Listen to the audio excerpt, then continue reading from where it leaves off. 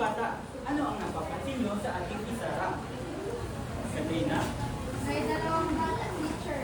Magaling, may dalawang bata. Ngayon, ano naman ang tawag ng dalawang bata? Sir, may mga lubid po, teacher. Mahusay.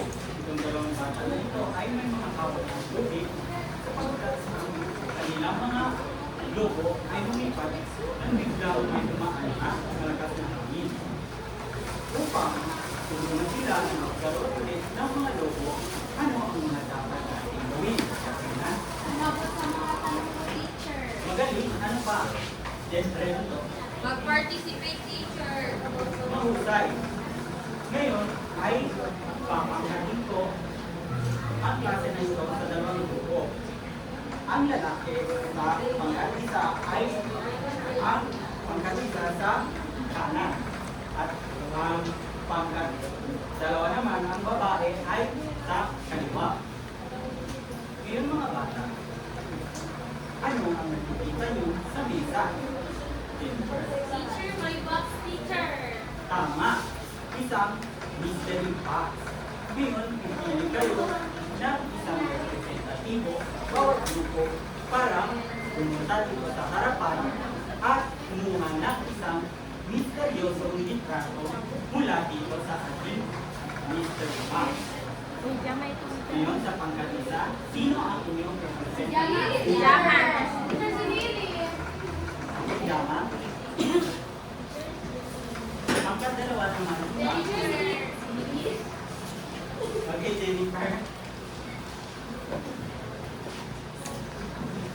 Ngayon ay kukuha kayo ng isang misteryosong larawan. Pagkatapos ay ipakita ninyo ito at pagkatapos ay buksan ninyo ito at ipakita sa inyong mga kagrupo.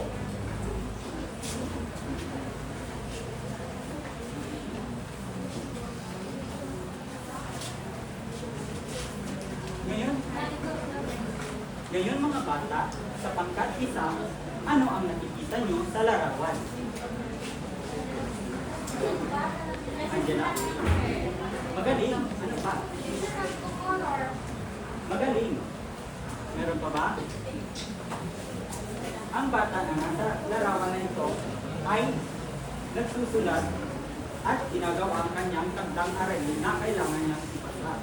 Siya ay nag-aaral ng mabuti. Kayo ba ay nag-aaral ng mabuti? Oo, teacher! Magaling. Ngayon, Jama ay maaari ka ng Ngayon, sa pangkat dalawa naman, ano ang nakikita nyo sa larawan na ito? Teacher, may matanda at ang apo niya pinapainom siya ng gamot. Magaling. Kayo ba, pag may sakit ang inyong mga magulang, tinutulungan nyo ba ito o nagbibigay ba kayo ng gamot? Oo, teacher! Yan din mga maaari.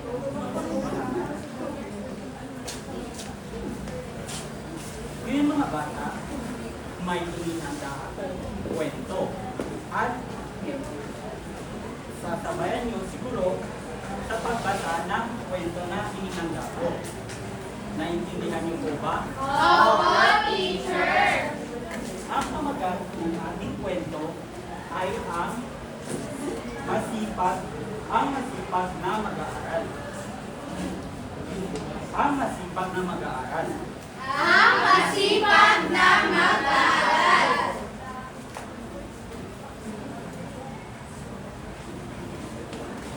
Si Nelia ay isang masipag na mag-aaral. Si Nelia ay isang masipag na mag-aaral.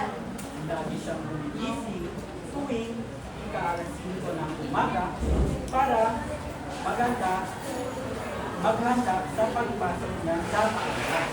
Lagi siyang gumigising tuwing 5 ng umaga.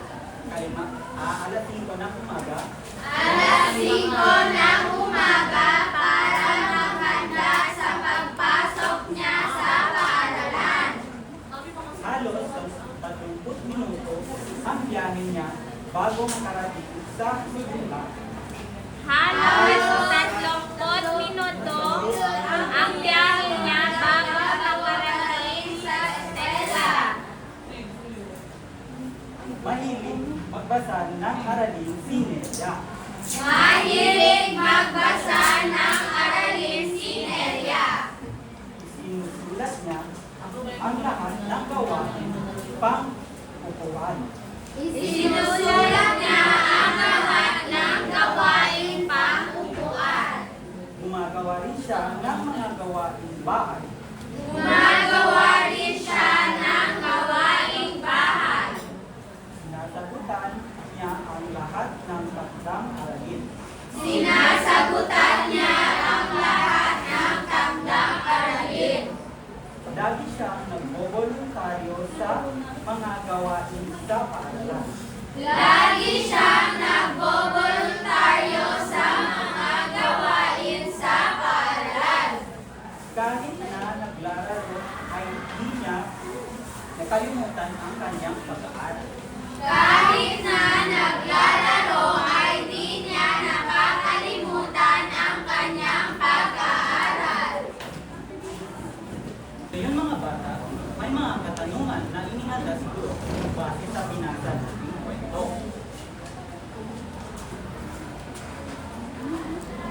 Ang unang tanong, ano ang pamagat ng kwento? Katrina? Ang masipag na mag-aaral, teacher. Magaling! Ngayon, isulat ang tanong naman, sino ang masipag na mag-aaral? Jennifer? Si Nelia, teacher! Mahusay! Tuwing anong oras naman nagigising si Nelia? Huli? Teacher, tuwing alas 5 ng umaga. Napakahusay. Paano nyo maipapakita na kayo ay nag-aaral ng mabuti? Jetrel? Teacher, sa paggawa ng mga project at takdang aralin, teacher. Mahusay. Meron ba ba? Okay, wala na. Bilang isang bata, ano ang inyong dapat gawin para maabot ninyo ang mga pangarap sa buhay? Jennifer?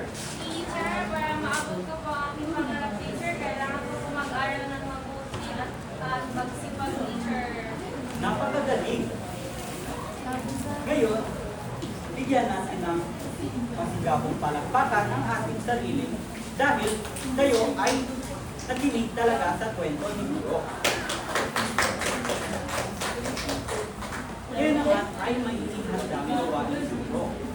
Ang pamagat ng gawain na ito ay naranasan niya. Dito ay sasagutan ninyo ang mga tanong ni Guro base sa inyong mga karanasan. Unang tanong, ano ang ginagawa niyo tuwing umaga bago pumasok sa paaralan? Katrina? Kumain, teacher, at maligo. Magaling. Ano ba? Meron pa ba? Sure. Jennifer? Una ko po ginagawa, pagkagising, teacher, nagaligpit po ng aming mga higaan. Napakahusay. Tulungan mo ang iyong mga magulang sa pag-ayos sa iyong kwarto.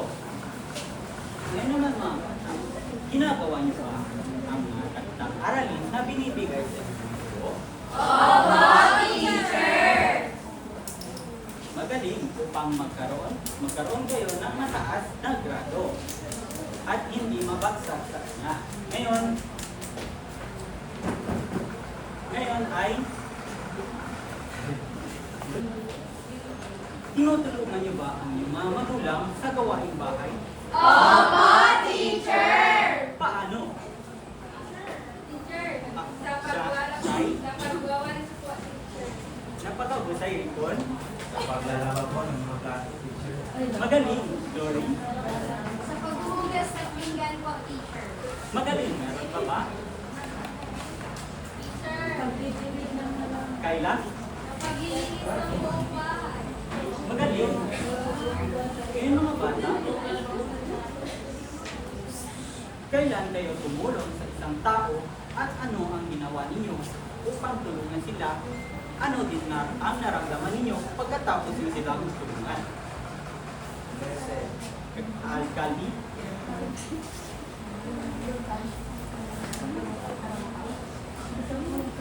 Tinutulungan ko po yung mga tao kapag nangangailangan sila. Kapag nakakatulong po ako, masaya po ako. Napakahusay. Mababa, Jennifer? Ako, teacher, tinulungan ko po yung matanda, teacher, na mag-brush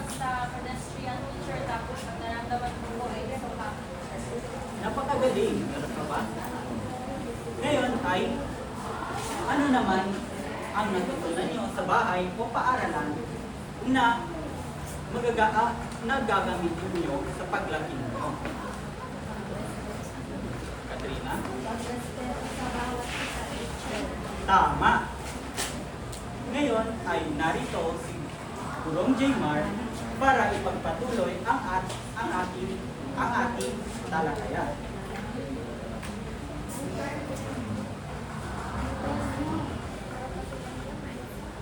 Ngayon mga bata, meron tayong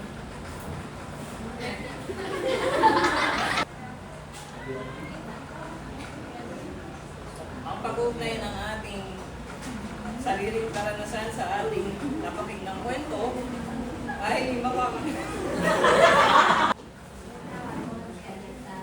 Ngayon mga bata, merong babasahin si teacher na isang kwento. Ang pamagat ay ang babala ni Marcos. Sabayan niyo kasi mga bata. Ang babala ni Marcos.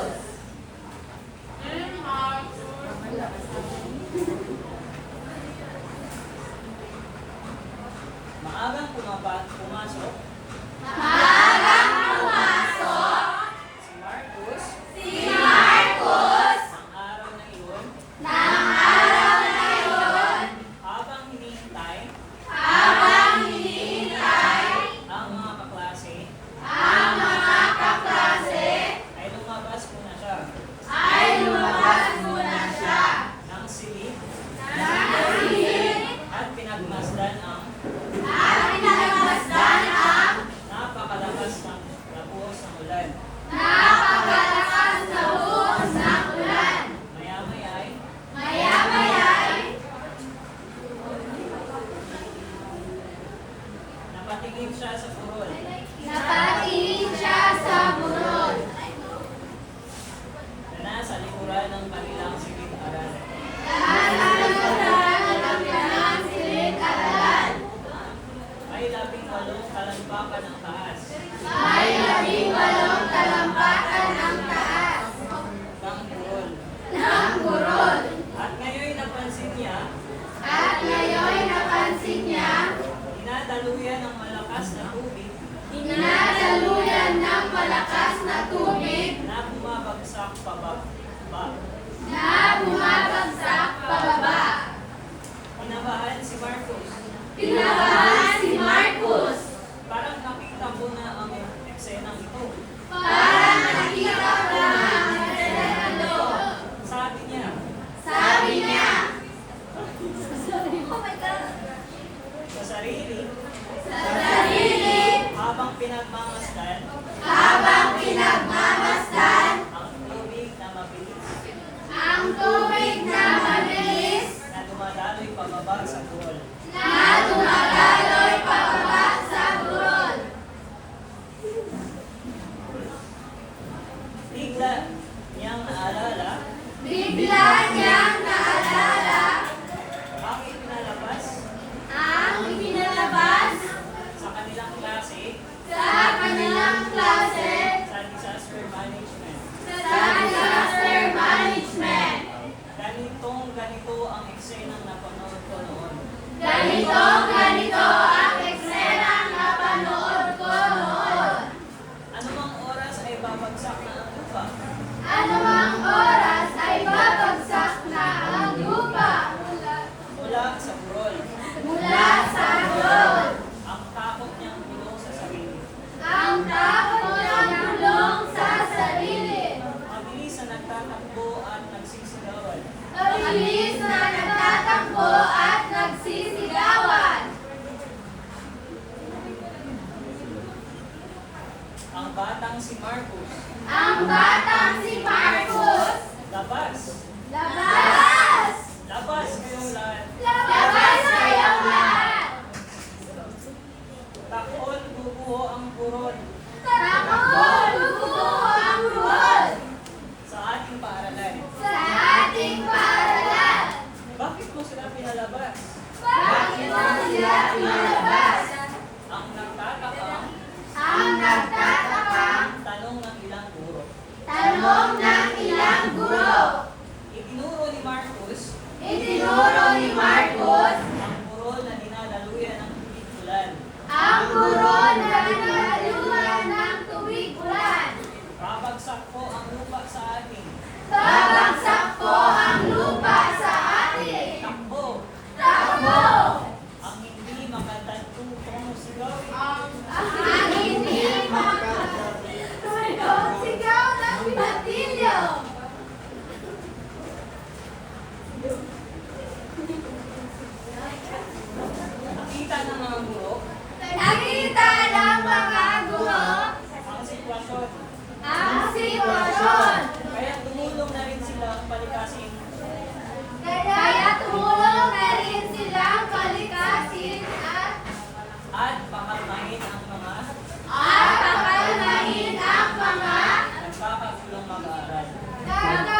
gulong mag-aaral. Ilang sandali lang ay Ilang sandali lang ay bumuo na ang burol. gumuho ng burol. Kasama ang umaragasang lupa. Kasama ang lumaragasang lupa. Buhangin at bato. Buhangin at bato. Na tumabon sa malaking bahagi ng paaralan. Na tumalon sa malaking bahagi ng paaralan. Mabuti na lang at nakalabas Mabuti na lang at nakalabas na ang lahat ng Na- mga guro Ng lahat ng mga guro at mga mag-aaral. at mag-aaral. Aaral. Salamat kay Marcos. Salamat kay Marcos. Thank you, Marcos. Ayun mga bata, anong nakita ni Marcos sa paaralan? Teacher Bundong. Teacher Bundong, nakagot para sa tuwing. Bundok na may umaragasang tubig. Anong naalala niya nung nakita niya yun? Teacher, yung naalala niya yung yung sa DRM. Naalala niya yung Yung pagtulog ng tubig, teacher. Magaling.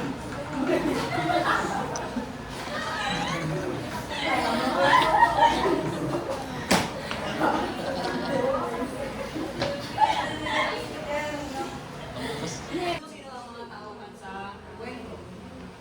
Teacher, si Marcos, si Bulo, pati ang mga sila. Ito po ni si Price. Gagawin niyo rin ba ang ginawa ni Marcos? Opo, teacher!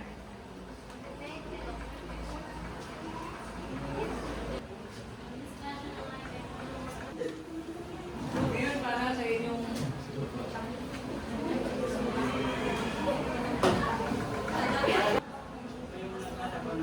ngayon kunin niyo ang inyong mga papel at sulitin ito.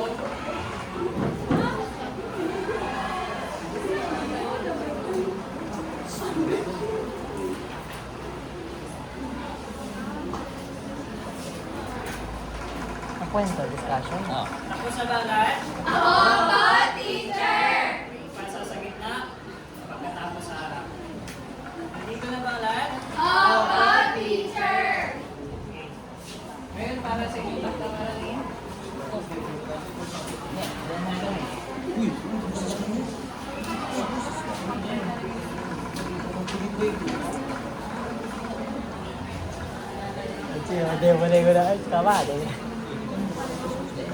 Uli ang kwaderno sa Pilipino ang nasulat ito. Basahin na namin ang kanunod. Isulat sa kwaderno ang mga salitang kilos na inyong nagagawa sa inyong buhay. Ngayon mga bata, bilangin natin yung mga puntos kung ilan ang nakadito ninyong puntos at kung sino ang panalo sa araw nito. Sapagkat isa po mga bata,